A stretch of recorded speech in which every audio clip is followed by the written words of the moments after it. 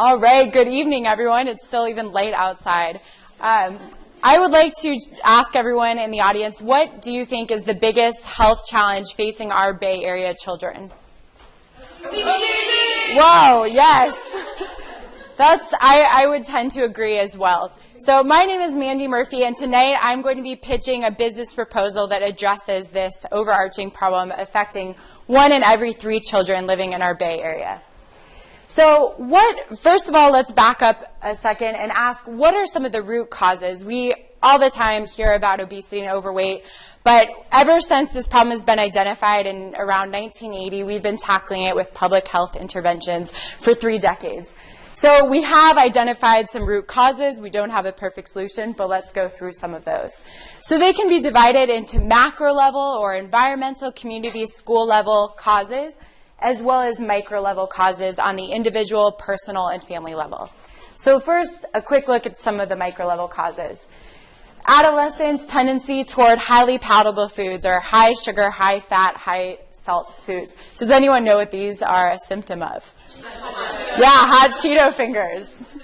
Adolescents' tendency to be influenced by peers about what they're eating. And a lack of healthy food options at home. An increase in sedentary behavior time, so more screen time, video games, with a subsequent lack of physical activity. An increasing trend of eating up to 1/3 of calories away from home, 1/3 of meals away from home, and also increasing trend of eating fast food. And finally, a self-reported lack of nutrition and cooking knowledge overall, and lack of self-confidence in choosing healthy foods. So let's take a look at some of the macro level causes, overarching things at the community and environmental level. We have at the school level, drop off in home economics. So we're not teaching cooking in schools as much as we used to. We're also having a cut in physical education and a lack of general free playtime for children. And really aggressive marketing tactics by the food companies. So here we see Ronald McDonald in a gym. And again, continuing with the aggressive marketing campaigns of food companies, and also just the general social norms they create about what we're supposed to eat, how often we're supposed to interact with these foods. And also just the perpetual high costs or perceived high costs of healthy foods. And finally, the environment that's been flooded by fast food companies with a lack of healthy foods. So food deserts or food swamps. So as I mentioned, we've been trying to tackle this problem in public health for about 3 decades. We have interventions at the school level, community level, based in doctors' clinics. And I want to talk about one that is not often talked about in the literature. And while the ones based in schools, clinics, and communities have mixed results, some children do gain or do lose weight, some gain weight, some maintain weight. They are usually very modest results. So this is one consistently effective intervention for children struggling with weight issues. May not be the silver bullet, but it's pretty darn good results. So that's CAMP, and specifically in the literature, what they refer to as weight reduction camps. Or in popular media, these have been dubbed as fat camps. And in a review study that looked at 22 camps, an average weight loss was seen of 35 pounds, which is outstanding for childhood obesity interventions. So why are these so darn effective? There's 2 main reasons. So I looked at 16 individual studies about CAMP as well as this review and was able to parse out these 2 things. First of all, they remove children from their summer environment. Where oftentimes they're exposed to that more sedentary time in front of screen time. They don't have their regular healthy school meals. And also that home environment that we saw a snapshot of, they can be exposed to less healthy foods at home. And children are said to gain weight at a rate of 3 times they do during the summer and compared to the school year. So by putting them in a summer camp environment, it removes them from that and puts them in a very highly structured environment away from sedentary behaviors and unhealthy food habits. Secondly, there are many components. There's physical activity, anywhere from 1 to 6 hours of very structured physical activity a day. There's controlled eating, so no s'mores at these camps. And nutrition education. And finally, behavior therapy. So it's all 4 of these components that really make these so effective. But while they are so effective, they have a very rigorous clinical prescriptive approach. So as I mentioned, 1 to 6 hours of physical activity that may look like this. They have very controlled eating diets with 1,100 to 2,300 calories a day, 3 meals a day, 2 snacks. So very, very structured, and maybe not something that children can easily assimilate once they return to their home environments. So my question is, how do we redefine these clinical approaches to make a more holistic intervention building on these known components that we know work? So welcome to Farm Camp. This is a place planting the seeds for a healthy generation, one camper at a time. This is my proposal to make a more holistic approach to addressing childhood obesity. So I would propose to recruit children from the Bay Area in the middle school age when they're becoming more independent and able to make some of their own food choices. So primarily recruiting students from the Oakland and San Francisco Unified School Districts, and put them in 2-week sessions on an organic polyculture farm in Pescadero that I will plan to partner with. So, Farm Camp Vision. So thriving children in Bay Area communities who feel empowered and supported to seek and practice health-promoting habits for themselves and others in their neighborhoods.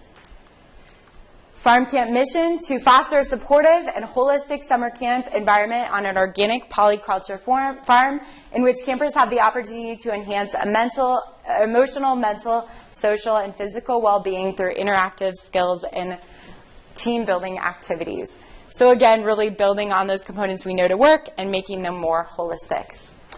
So there are 4 primary aims in Farm Camp. Number 1, reconnect children to the food they eat.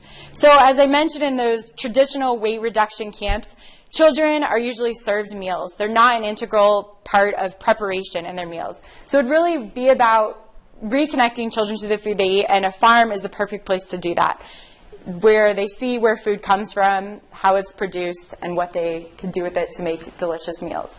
Secondly, provide that supportive, healing, and fun environment to promote long-term behavior changes and decrease stigmatization.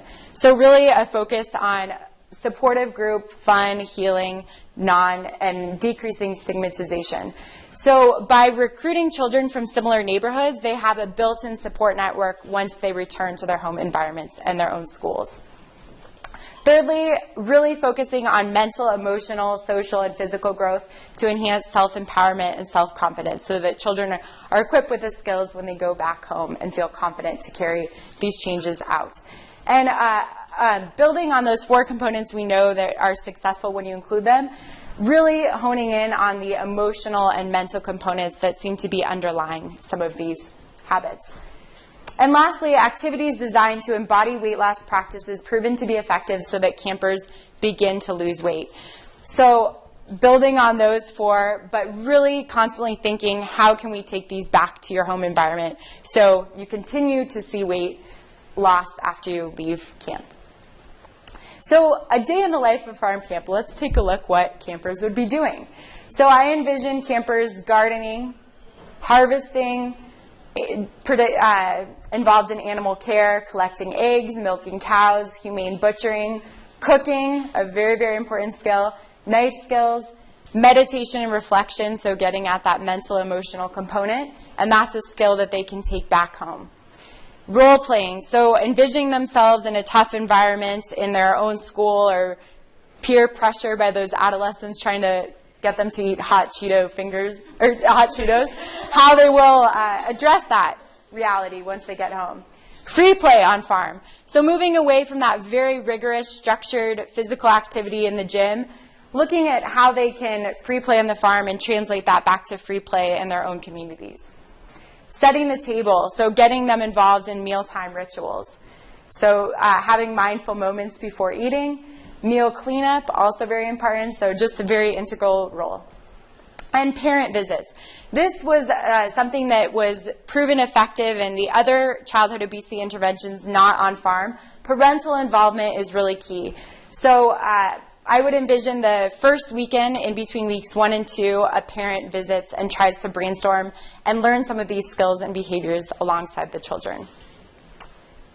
And farm camp budget and revenue, I'm just going to briefly touch on this, but startup costs range $230,000, and that primarily is in once partnering with an organic farm, building the infrastructure for camper and staff accommodations, as well as a commercial kitchen. And annual costs, about $100,000. Those are primarily salaries of camp staff and cooks and partners. An annual revenue stream is unique in that it's mostly generated by the camp tuition. Each camp session, we will have 20 campers, 12 of which will be fully paying, but those will subsidize 8 to go completely free for no cost. And we anticipate a return on investment in 5 years.